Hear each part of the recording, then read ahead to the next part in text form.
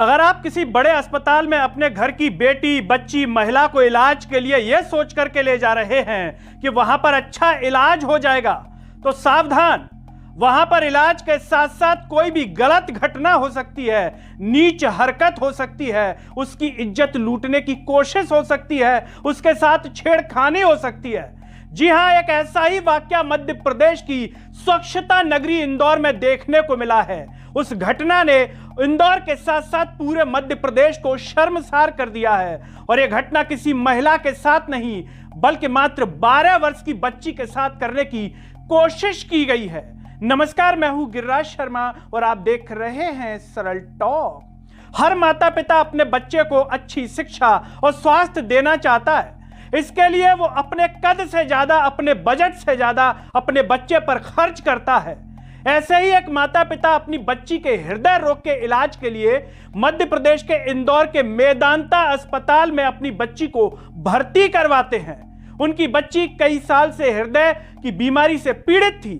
उन्हें लगा था कि वो जिस मेदांता अस्पताल में जा रहे हैं वहां उनकी बच्ची का ठीक इलाज होगा, वहां पर डॉक्टर अच्छे होंगे, क्योंकि यह अस्पताल एक नामी गिरामी डॉक्टर साहब का है जिनका पूरे हिंदुस्तान में नाम है, डॉक्टर नरेश त्रेहान। इनके कई हॉस्पिटल्स हैं, उनमें से इंदौर का मेदांता भी एक है। माता पिता ने गलत नहीं सोचा, अस्पताल का वाकई में बड़ा नाम है, अच्छा नाम है। जहां पर वो इलाज के लिए पहुंचे थे, इलाज भी चल रहा था, लेकिन उन्हें क्या मालूम था कि इलाज के साथ यहां पर उनके साथ एक घटना हो सकती है। वो तो उस बच्ची ने हिम्मत दिखाई और आवाज लगा दी। आखिर हो क्या गया था? हो यह गया था कि बच्ची का ट्रीटमेंट चल रहा था और एक मेल नर्स जिसका नाम अरविंद पिंडारिया है, वो उस बच्ची के पास आता है बहाने से और कहता है कि तुम्हारा सब ठीक है, पेट में दर्द तो नहीं हो रहा? बच्ची कहती है ठीक है। वो चला जाता है, लेकिन उसके मन में गलत इरादे पल रहे थे। वो वापस आता है, बच्ची से पूछता है और फिर गलत जगह टच करने की कोशिश करता है। वो बच्ची समझदार थी, उसके माता पिता ने उसे शिक्षा दी थी कि बैड टच क्या होता है। बच्ची एक पल में भाप गई और उसने तुरंत मम्मी को आवाज लगाई। आप इस आरोपी की हिम्मत देखिए, मां बगल से लेटी हुई थी, लाइट बंद करके वो इस तरीके की गलत हरकत कर रहा था। और जैसे ही बच्ची की आवाज सुनकर मां जागी, इतने में माता पिता आए और उन्होंने अस्पताल प्रबंधन को इसकी शिकायत की। वहां पर जैसे तैसे मामला पुलिस थाने पहुंचा।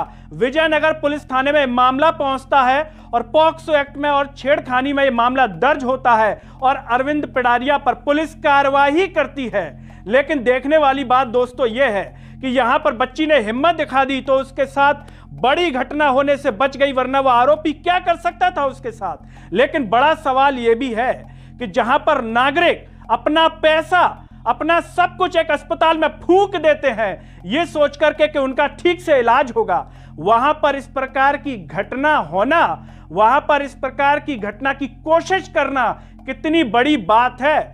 जाना माना नाम, इतना बड़ा हॉस्पिटल, क्या वहां पर सुरक्षा के नाम पर, क्या वहां पर इसी तरीके से कर्मचारियों को भर्ती कर लिया जाता है? क्या उनका मनोचिकित्सक टेस्ट नहीं होता? जहां पर हॉस्पिटल में तरह तरह के डॉक्टर्स होते हैं, चिकित्सक होते हैं, दूसरे नागरिकों के साथ साथ क्या इनका इलाज नहीं करवाना चाहिए? जहां पर पेशेंट आते हैं उनका मनोचिकित्सक ट्रीटमेंट होता है, ठीक है, लेकिन उनके खुद के कर्मचारियों का मनोचिकित्सक ट्रीटमेंट किया जाता है क्या? यहां पर यह सबसे बड़ा सवाल है। या फिर यह अस्पताल केवल लूटने की फैक्ट्रियां बन गया है कि जो भी आ रहा है बस लूटते चलो और अपनी बड़ी बड़ी बिल्डिंग तानते चलो? क्या यही एक नैतिक कर्तव्य रह गया है? अस्पताल बड़े डॉक्टर साहब का है, लेकिन हरकत इतनी नीच है जिसे सुनने के बाद हर किसी का सर शर्म से झुक जाए। इंदौर जैसे शहर में जहां पर लोग पता नहीं कितनी दूर दूर से आते हैं ये सोचते हुए कि हम इंदौर में इलाज कराएंगे, इंदौर में ट्रीटमेंट कराएंगे। जरा एक पल के लिए सोचिए कि अगर उस बच्ची की मां बाहर होती, भीतर अकेली बच्ची होती, तो इसकी हिम्मत कितनी बढ़ सकती थी इस मेल नर्स की।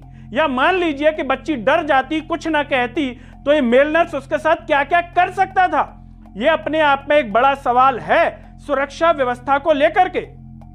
जहां पर अस्पताल मरीज का 1 रुपया कम नहीं करते, बिल्कुल वहां पर अड़िग हो जाते हैं, इतना महंगा ट्रीटमेंट है आज के समय में, वहां पर इस प्रकार की घटना कई तरह के सवाल खड़े कर रही है। और इन पर सवाल उठना इसलिए भी जरूरी है कि जहां पर ये मरीज पर रहम नहीं खाते, किसी नागरिक पर रहम नहीं खाते, वहां पर इस तरह की घटना होना, इसके लिए प्रशासन को भी कड़े सुरक्षा के इंतजाम करने चाहिए, नियम कड़े बनाने चाहिए कि अगर इस प्रकार की घटना होती है तो अस्पताल प्रबंधन पर भी कड़ी कार्रवाई हो।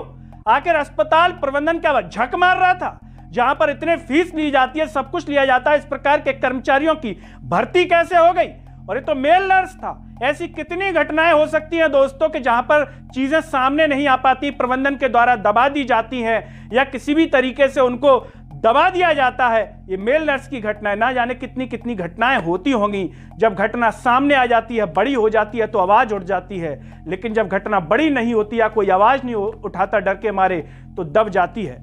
दोस्तों, इस पूरी घटना पर, अस्पताल में हुई इस घटना पर, बच्ची के साथ इस प्रकार से छेड़खानी के प्रयास पर आप क्या कहना चाहेंगे? कमेंट बॉक्स में अपनी राय जरूर दीजिए। और साथ ही साथ डॉक्टर नरेश त्रेहान को भी एक राय जरूर दीजिए, जिनका यह अस्पताल है, दिल्ली में, नोएडा में बैठते हैं, यहां पता नहीं कब आते होंगे, हो सकता है छठे चौमाह से आते हों।